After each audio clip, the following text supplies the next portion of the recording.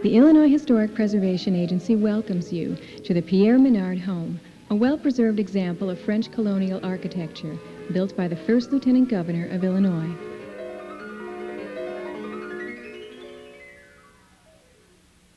Pierre Menard, a French-Canadian born near Montreal, came to Illinois in 1790 at age 24.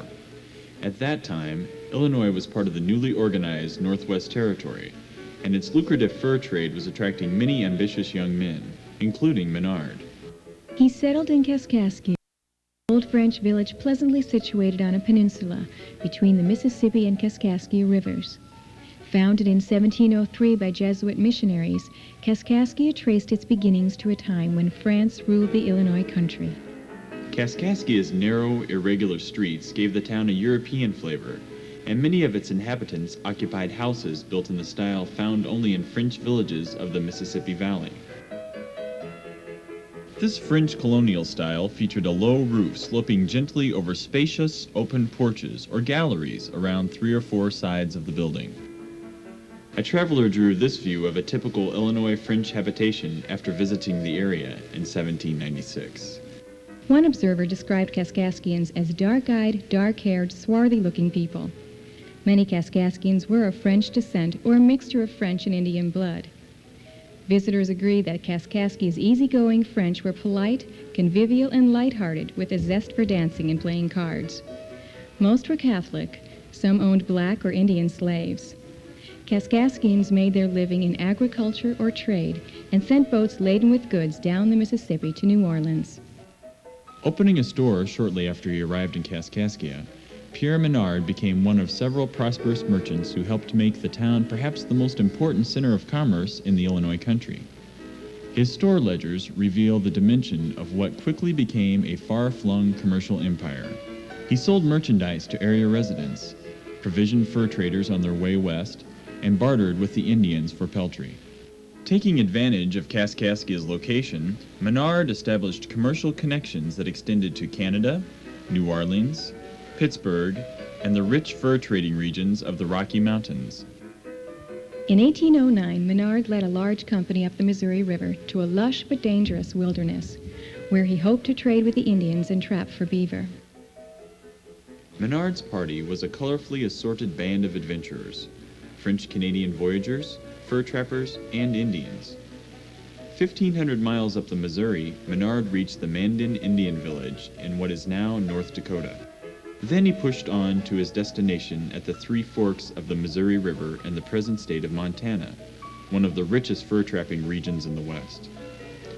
There his party was attacked by hostile bands of Blackfoot Indians, and Menard was forced to lead most of his company back down the river.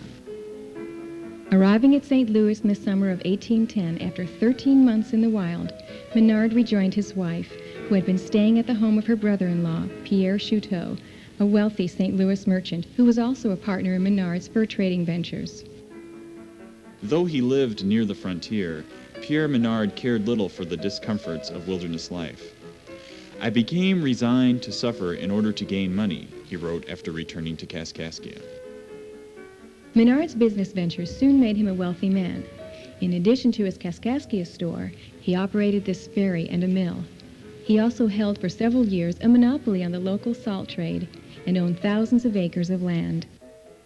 By 1800, Menard had joined Kaskaskia's gentry, a prosperous class of frontier aristocrats that included Nathaniel Pope, territorial secretary and delegate to Congress, Elias Kent Kane, soon to become Illinois' first Secretary of State, and Shadrach Bond, the state's first governor. This portrait of Menard as an affluent gentleman of consequence places him in the genteel company of Pope, Kane, and Bond. The portrait now hangs in the Menard home parlor, having been given to the site in 1939 by the Sisters of Visitation. Menard was a lifelong Catholic, who, in 1833, helped the sisters establish a school for girls, Menard Academy, at Kaskaskia. Around 1800, Menard erected a new home appropriate to his standing in the community. Built in the French colonial style, it was framed in post-on-sill construction using hand-hewn timbers of native oak and walnut.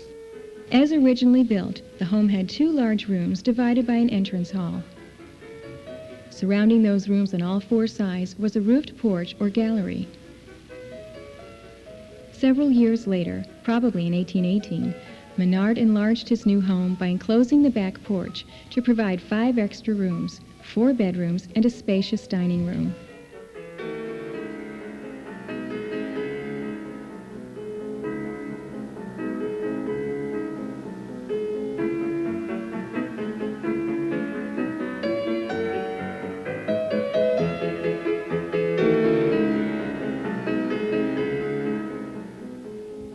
In 1820, the new home, with additions, was valued at $3,000.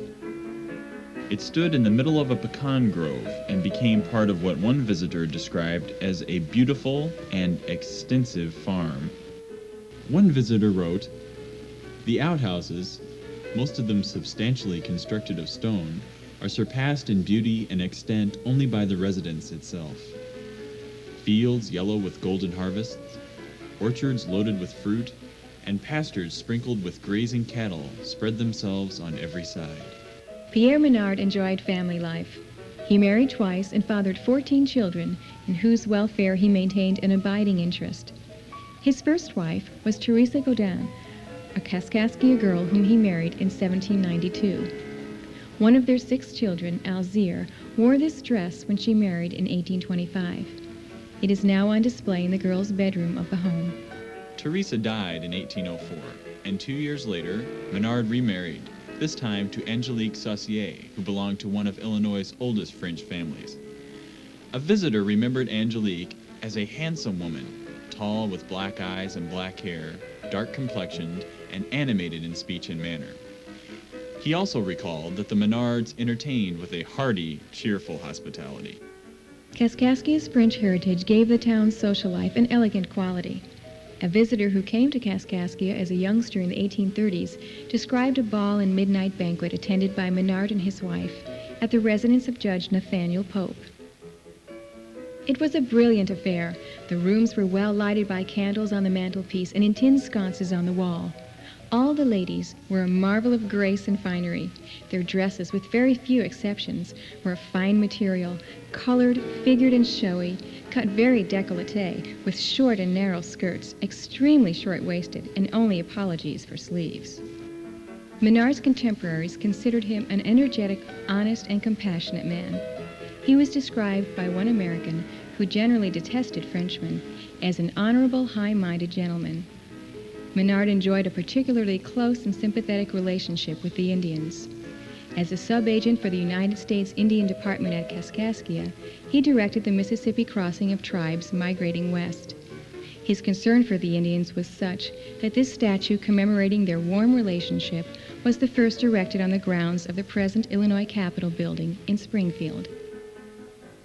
Immigrating bands of Indians, Delaware, Shawnee, Peoria, Kaskaskia, Miami, and many others, looked to Menard for provisions and, according to tradition, even camped behind his home on their way west. Menard was so well regarded that he held numerous public offices. Territorial governors appointed him a local judge and an officer in the Randolph County Militia, bestowing upon him the title Colonel Menard, by which he became widely known. He served in 2 territorial legislatures and on several commissions that negotiated Indian treaties. When Illinois achieved statehood in 1818, Kaskaskia became its first capital, and the legislature met here. The state's constitutional convention paid Menard the high compliment of altering the citizenship requirement for lieutenant governor so that he might serve.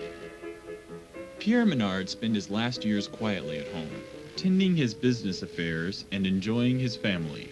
He withdrew gradually from public life, dying on June 13, 1844, in his house overlooking the village of Kaskaskia. Kaskaskia survived Menard by only a few decades.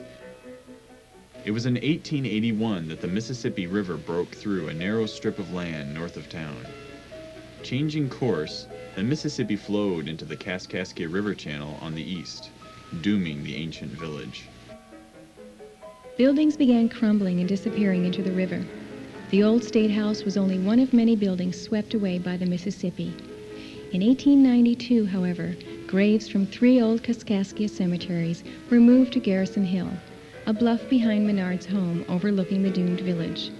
Today, Garrison Hill Cemetery is part of Fort Kaskaskia State Historic Site. Pierre Menard's home also survived. It became state property in 1929 and still stands as an elegant reminder of Menard's life, Illinois French heritage, and Kaskaskia's days as the state's social and political capital. Come, explore Pierre Menard's home. Walk back in time and visit the past as the first Lieutenant Governor of Illinois lived it.